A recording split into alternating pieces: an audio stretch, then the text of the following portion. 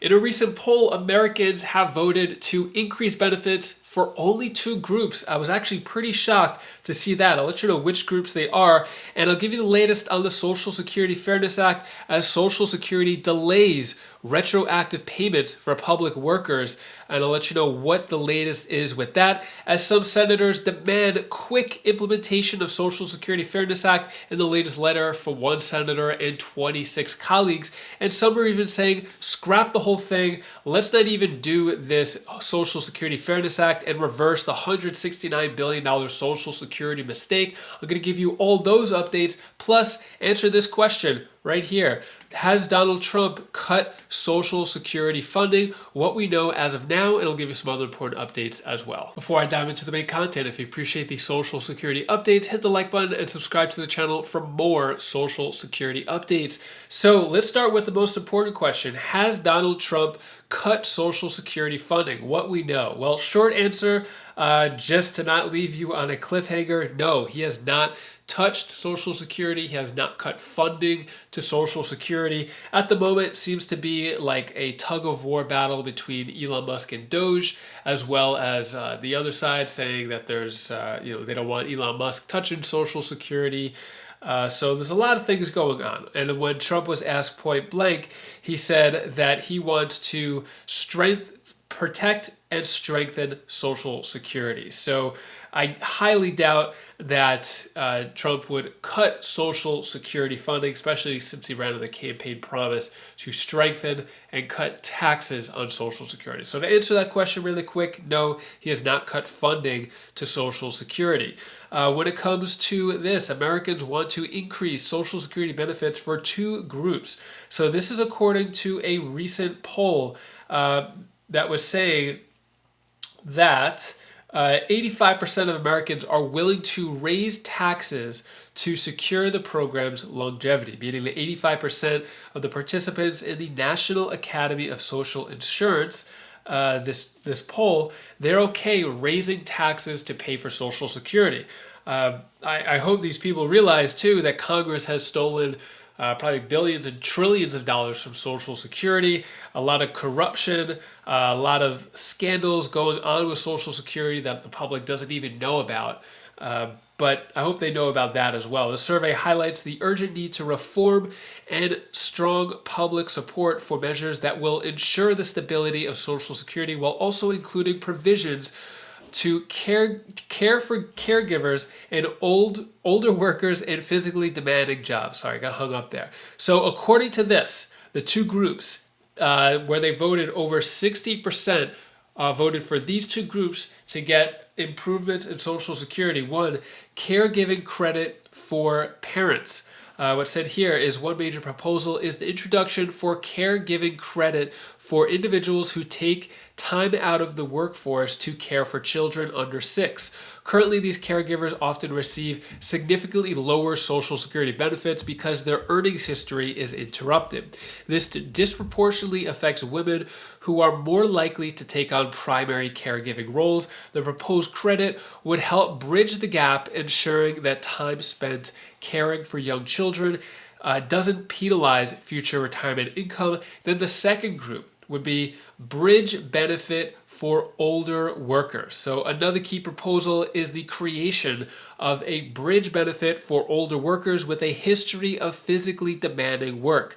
These individuals often face health challenges that force them into early retirement, resulting in reduced Social Security payments. The bridge benefit would protect them from the early retirement penalty, providing more equitable support based on the nature of their careers. So when it comes to these changes actually happening, along with other Social Security changes, looks like things are still really tied up, and the only legislation that'll probably be voted on and passed at the moment is a tax cut on Social Security benefits, which is what Trump ran on. A lot of people are wondering, when is this going to happen?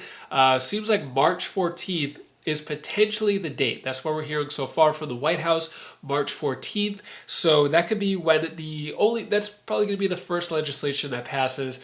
There's dozens of other Social Security proposals, but tax cuts seems to be the first one. So what are your thoughts on those two groups getting improved Social Security benefits? Should be expanded to more groups? Are there any other groups that you think should get a Social Security increase? In my opinion, I think we should double Social Security payments and double, if not quadruple, Social Security COLAs every year. Should at least be double digits, at least 10% increases.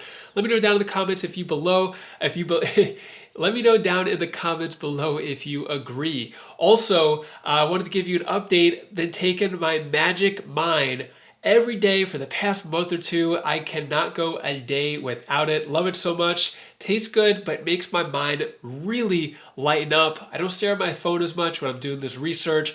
I'm able to stay on course in these videos, stay super focused. If you want your mental boost in a bottle right here, highly recommend it. One of these, and it makes you feel really, really good. If you want between 20% to 48% off your order, got the link down below at Magic Mind, or you could use the coupon code WISEFlies20. Thank you so much for working with me, Magic Mind. All right, let's get back in. All right, let's get into what's going on with Social Security fairness updates. So Social Security delays retroactive payments for public workers. Here's what to know. So back when it was signed into law, January 5th, this is going to public sector workers, helping the benefits, possibly an additional $360 more per month, or $1,100 per year. Everyone was really excited. And then about a few weeks later, they're saying, hey, I know about 3 million people are supposed to get the Social Security benefit increase, but it's going to be up to a year before those increases actually happen. So far, it looks like the delays could be up to a year because according to the SSA, they're going to have to manually go through every single account to update the payment. With Social Security already tight staffed, it looks like that it could take even longer if they take people away from the phones and other parts of Social Security to dedicate to that. Well, that's not good enough for senators as they demand quick implementation of Social Security Fairness Act in a letter. This is coming from Senator Bill Cassidy and 26 colleagues calling for immediate implementation as the waits could be more than a year as they're going to have workers manually go through it. In the letter here, it's saying that this is from Senator Cassidy, as well as Kirsten Gillibrand, Cory Booker, John Fetterman. So this is bipartisan. What was said here is thousands of hardworking Rhode Islanders, as well as everyone else in the country, who have dedicated their lives to serving our communities deserve the reassurance that they won't be shortchanged on their Social Security benefits. That's why I worked for years with my colleagues to pass this legislation and ensure that millions of teachers, postal workers, firefighters, police officers, and other dedicated servants get the benefits they earned. So that's just from one senator, Senator Jack Reed from Rhode Island. So basically, when it comes to this letter, is this going to do anything? Probably not. It makes good optics, showing that these politicians care. But the SSA already said, hey, we don't have enough people to dedicate to go through the list of 2.8 million people one by one, line by line, to change the payment status or to change these payments. So it's probably going to take a year. Meanwhile, some people are saying, let's just scrap the whole thing. Congress should reverse its $196 billion Social Security mistake, saying, hey, forget this Social Security Fairness Act. It's going to cost Social Security $196 billion to Social Security's cash flow deficits over the next decade and accelerating trust fund insolvency by 6 months. So some are saying, just scrap the whole thing.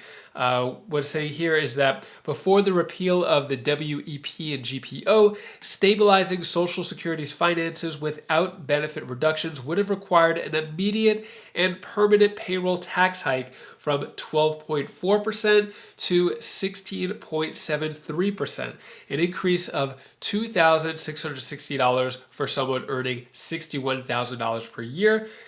So we're saying basically to have this Social Security Fairness Act happen, they would have to raise the taxes. No taxes were risen. Therefore, they're saying get rid of this, redo it as well. That's what a lot of other politicians have said as well. So that's what's going on there, and that is all the news that I have for you today to hopefully brighten your day a bit. Here's my daughter Bella's tip of the day. Hi guys, it's Bella tip of the day. I want to tell you the one thing that you should do. Do the things that scare you the most, because after you do that, you become a better person. Bye. If you haven't seen Elon Musk talking right next to Trump in the Oval Office of the White House about how he wants more access to Social Security, you're going to want to click this video over here. I'll let you know the truth of what is really going on with Elon Musk, Doge, Trump, and Social Security. This is something you need to know about. Click that video now, and I'll share that with you, and I'll see you in that video. Take care, be safe. Thank you for watching.